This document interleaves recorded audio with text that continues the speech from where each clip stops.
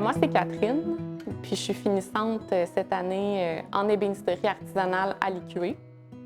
Ce qui m'a amenée vers l'ébénisterie, en fait, j'ai toujours été quelqu'un qui aime travailler de ses mains, qui est assez créatif.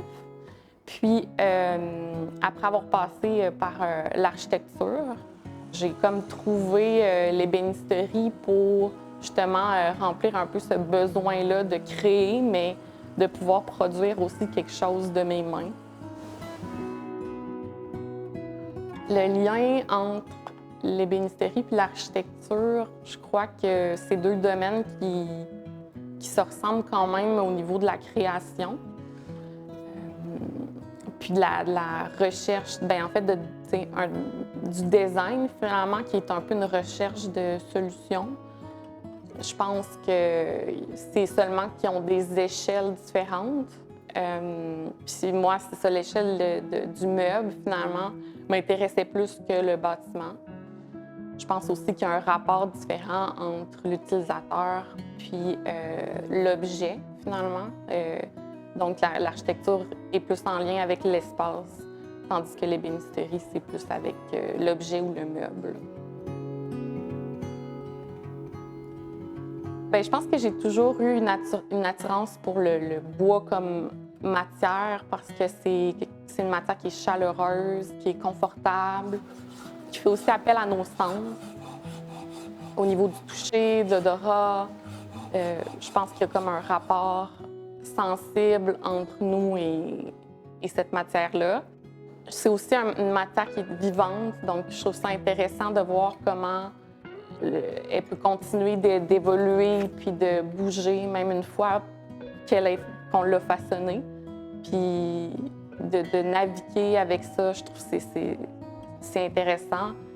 Puis on peut aussi voir finalement dans le bois l'histoire puis le vécu un peu que l'arbre a eu tout au long de sa vie finalement.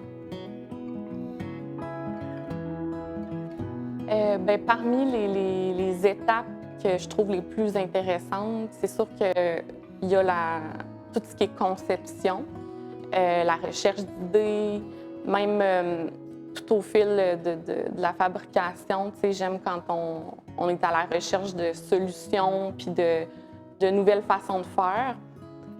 J'aime aussi beaucoup tout ce qui est plus un travail de minutie, un travail manuel qui demande plus de minutie, de délicatesse.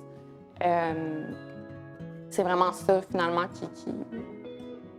qui me parle plus là, dans tout le processus de fabrication. Mon projet final de fin d'année, en fait, ça s'inspire du paravent. Donc, c'est un meuble qui est séparateur d'espace.